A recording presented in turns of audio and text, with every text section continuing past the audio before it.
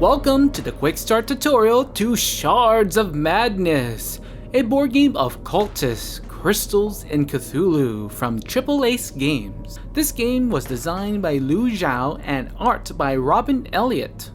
A game of Shards of Madness is from 2 to 4 players ages 8 and up and plays around 15 to 45 minutes. Secrets of the Cthulhu mythos unfurl with the discovery of sealed gates. Crystals are the key to unlock these gates, which brings forth cultists and items of great power to summon horrifying and ancient creatures from beyond. Players compete to summon objects and creature cards by gathering crystals and using their resources to materialize them. After the player has summoned 6 cards, or when the deck runs out, the game ends and the player with the highest value of all their cards wins their game. For a 2 to 4 player game, do the following in order. First, shuffle all 55 cards and play 7 cards face up in the middle of the table. This is known as the altar. Then with the rest of the cards, divide them into equal decks equal to the number of players in the game. So in a 3-player game, you need to split the deck into 3 smaller decks. Place each deck between each player so that there should be a deck to the left and the right of each player. All the crystals in a bag and give it a shuffle. Draw and randomly place 5 crystals on top of each deck. Crystals on a deck make it a sealed gate. Each player will now take a dial board and choose a preferred side to play with. Either side functions the same. Then each player draws 3 crystals from the bag. Finally, a player is randomly chosen to start and places Leo the Elder next to them. Alright, that takes care of setup. On their turn, players will choose one of the 3 actions. Collect crystals, convert them into mana, or summon cards. After taking their action, it will be the next player's turn, and so on until a player triggers the end of the game. You collect crystals from either the left or the right gate. Pay attention to cards in the altar and cards you hold in your hand. You need to collect the same amount of crystals in order to summon them. Note that there are 5 different colored crystals. Here's how you collect crystals. You can take any 1 crystal on each your left and right gate. Or you can take a crystal from your hand and place it on either gate and take one of each other crystals not matching the one you placed. Or you can take any 1 crystal in your hand and place one either to the left or right gate and take all the crystals of the gate of the same color, not matching the one you just played. Note that you cannot take this action if you have more than 7 crystals. You can have any number of crystals in your hand. If at this point the gate is now empty with no crystals on it, the seal has been removed. You draw 2 cards, look at them, place one into your hand and the other into the altar in the middle. Make sure to keep these secret until you are ready to play it.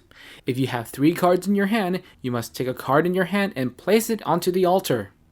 Then before ending your turn, draw 5 new crystals from the bag and place it on top of the deck to seal the gate. If you manage to unseal both decks at the same time, you get to choose the order. With crystals in your hand, you can convert them into mana onto your dial to use for summoning. This is done in 2 ways. One way is to first choose between 2 to 6 crystals in your hand. Of those crystals, choose one and place it onto the dial equal to the number of crystals used. Place the rest used back into the bag.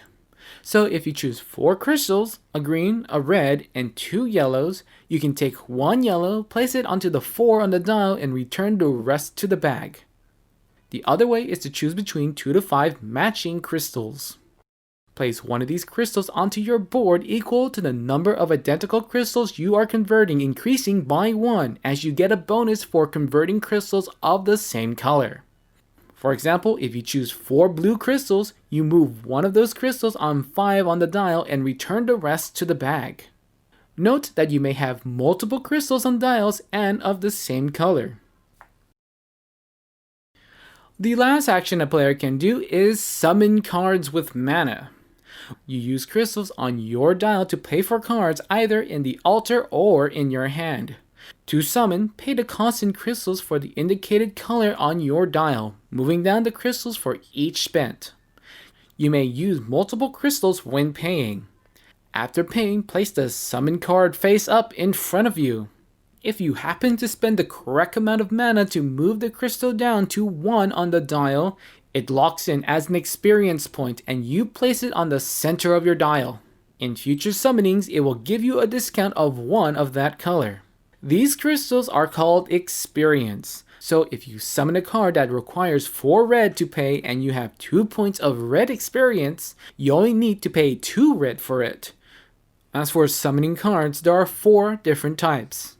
If it has a lightning symbol, it's a mythical creature and uses the ability immediately when it's summoned.